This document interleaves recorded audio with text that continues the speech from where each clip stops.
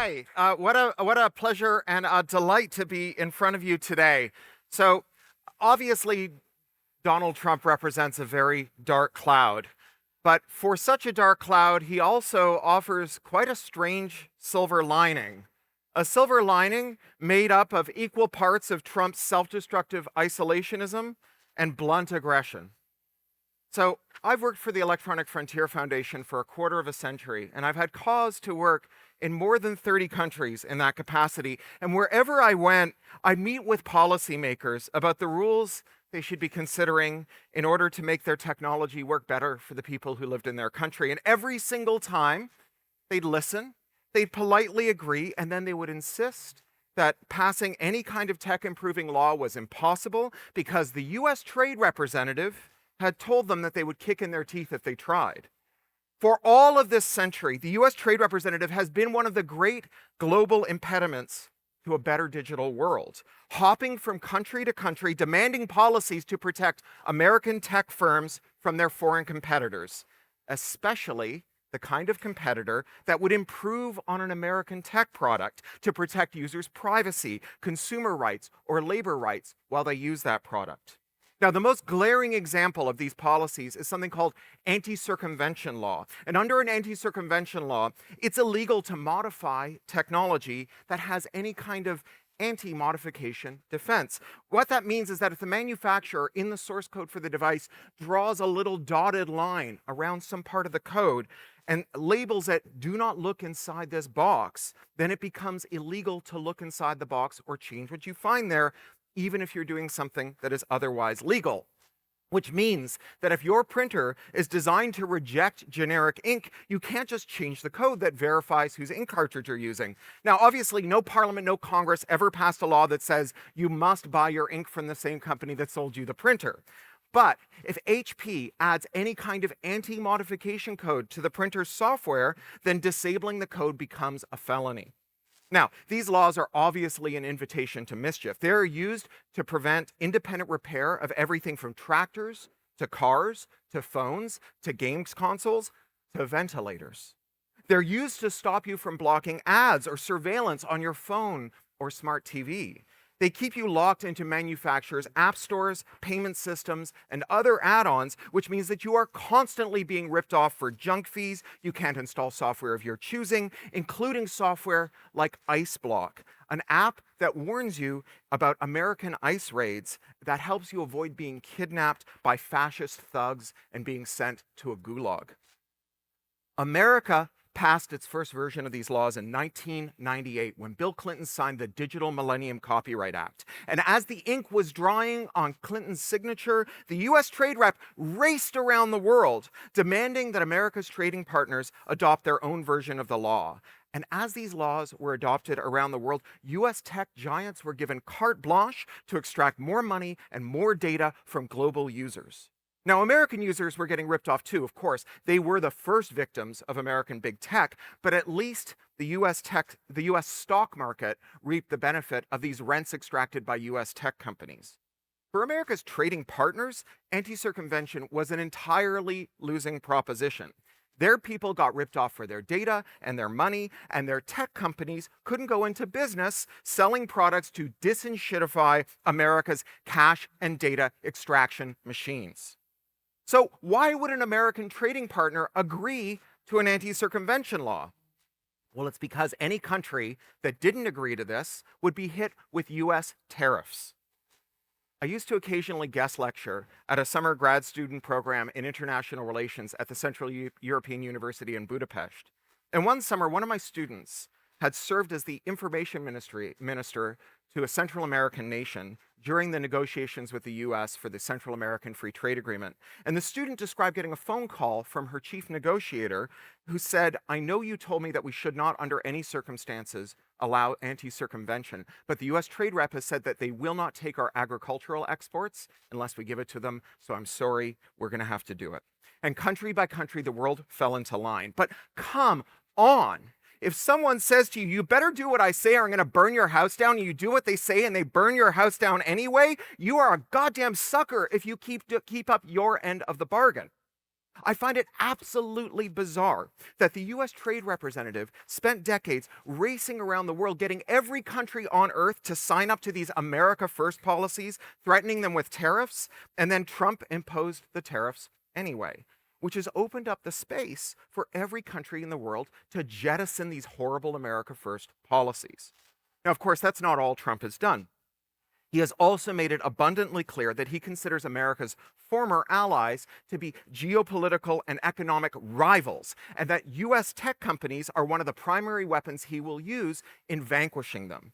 Trump ordered the EU to scrap its new antitrust tech laws, the Digital Markets Act and the Digital Services Act, which aim to open up space for European tech companies to correct the defects of American tech products. But more than that, Trump and US tech have teamed up to attack and deplatform public officials that Trump has beef with.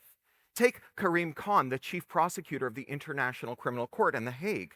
Khan swore out an arrest warrant for genocide against Bibi Netanyahu. And Trump sanctioned Khan. And then Microsoft cut off Khan's access to his email accounts, nuking his mail archives, his calendar, his address book, and all of his working files for the International Criminal Court. For officials all over the world, the message could not be clearer. Trump sees you as the enemy, and if you don't roll over for him, his tech companies will cut you off at the knees. So we got the Eurostack. This is an initiative from the EU that seeks to fund and deploy open source equivalents to platforms that the European public, businesses, and governments are currently locked into. And thus far, Eurostack's focus has been on made in Europe alternatives to the US tech stack and on financing data center rollouts. But very shortly, the Eurostack is going to hit a wall. Escaping from US big tech is not merely a matter of having somewhere else to move your data and interactions to.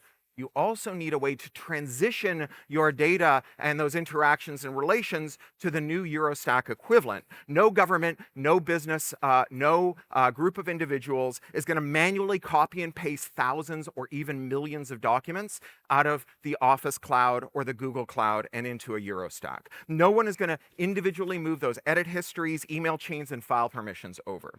Now, sure, the EU could try and order US big tech companies to create the export tools so Europeans can easily retrieve their data in formats that can be faithfully reestablished on the European tools, but we already know how that's going to play out. Last year's Digital Markets Act contains a modest set of interoperability requirements that require US companies like Apple to open up their platforms for rival app stores and payment processors. Now, Apple's monopoly over iPhone apps is a very big deal. It lets the company structure the market for software in Europe without any accountability or limits, and to extract a 30% tax on every euro that changes hands in an iOS app. Now, globally, Apple makes $100 billion a year on these junk fees. When the EU passed a law aimed at stopping this racket, Apple went berserk. First, they proposed a solution that was so onerous and tortured that people just laughed. Then they threatened to leave Europe altogether and stop selling iPhones there. Now, Apple has filed 18 spurious legal challenges that aim to muck this up for years to come. If this is how an American tech company responds to small potatoes orders to give Europeans more choice over how they use their own devices and data, imagine what these American giants will do if the EU orders them to open up their platforms so people can leave altogether. The only plausible path from US big tech to a Eurostack runs straight through anti-circumvention. The European Union needs to repeal Article 6 of the Copyright Directive, the law that it passed when the US Trade Representative told them that they would have tariffs unless they do it, and which protects the rent extraction of American tech. We need to make it legal for European technologists to reverse engineer American tech platforms' websites and apps so that Europeans can get their data out of America's tech silos and into open, sovereign, privacy-respecting, consumer rights-preserving, worker-protecting Eurostack versions. Building the Eurostack without thinking about migration is a recipe for disappointment. It's like building housing for East Germans in West Berlin without sparing a thought for how those East Germans are going to get to this new housing block. Article 6 is a moral hazard, it's an invitation to mischief, and it almost exclusively benefits American firms. The good news is there's no reason to keep it on the books. The law has always been a wreck. It is one of the primary barriers to the right to repair. Companies now build devices with access controls on their parts so that even after you install a new part in a device, it will not start working until a manufacturer's representative charges you to type an unlock code to activate it. Under anti-circumvention laws like the EUCD, it's illegal to bypass that lock and just make your device start working. What's more, almost all of these digital locks are found exclusively in American products. Only a handful of European manufacturers have deployed them, and only for the worst possible reasons. Volkswagen used the fact that Article 6 of the Copyright Directive made it illegal to reverse engineer the firmware in their engines to do Dieselgate, a program to cheat emission standards that killed thousands of Europeans every year, year after year, undetected. Medtronic, the medtech monopolist that bought all its competitors and re-domiciled in Ireland so that it could maintain its money in a state of untaxable grace somewhere over the Irish Sea, locks the ventilators that it makes, which are the majority of the world's ventilators, so that you cannot repair them, or rather you can, but they won't start working until the manufacturer's representative comes to your hospital and unlocks them. That's bad enough under the best of circumstances, but during the worst part of the COVID pandemic, when we needed every ventilator and the planes weren't flying, hospitals couldn't keep their ventilators running. Now there's also Nuvog. That's a Polish train manufacturer who booby-trapped their locomotives. When the trains sense that they've been taken to a competitor's servicing yard, the train bricks itself. It renders itself inoperable. And Nuvog then charges thousands of euros to remotely service the train to get it back running again. Now, this was eventually caught and revealed by a set of independent researchers, and Nuvog threatened them under Article 6 of the Copyright Directive because publishing the details of how digital locks work is illegal under European law. Mercedes won't let you unlock your car's accelerator pedal unless you pay them a monthly fee, and any mechanic who bypasses that runs into Article 6 of the Copyright Directive. BMW won't let you have the feature that dips your headlights when there's an oncoming car and you got your high beams on unless you pay them a subscription fee. Now, Canadians in the room, don't get smug here. It's not just our American and European cousins who have these garbage laws. From the moment the US passed its first anti-circumvention law in 1998, the US trade rep hounded Canada to pass our own version of it. And the problem was, Canada hated the idea. The first 3 attempts to get anti-circumvention law in the books in Canada failed dismally. In fact, Sam Bolte, a Liberal minister who championed this law, lost her seat. It flipped to the NDP in Parkdale and stayed there for a decade because it was so unpopular. Canada really didn't want it. The US trade rep did. And in 2010, Prime Minister Stephen Harper charged 2 of his ministers with getting anti-circumvention law over the line. Heritage Minister James Moore and the disgraced sex pest Industry Minister Tony Clement. They decided that the way to get Canadians to accept this proposal was to have a consultation on it, to make Canadians feel heard. And boy, oh boy, did that backfire, because 6,138 of us wrote into the consultation to say that we should not have this law under any circumstances, and just 53 of us wrote in favor of it. So Clement and Moore could not possibly promote this bill on the basis that they'd listen to Canadians. Instead, Clement did the most, Moore did the most on-the-nose conservative minister thing possible. He went to Toronto to speak in front of the International Chamber of Commerce and denounce everyone who'd objected to his proposal as a, quote, babyish radical extremist. And then Stephen Harper whipped his caucus and they got it over the line in 2012.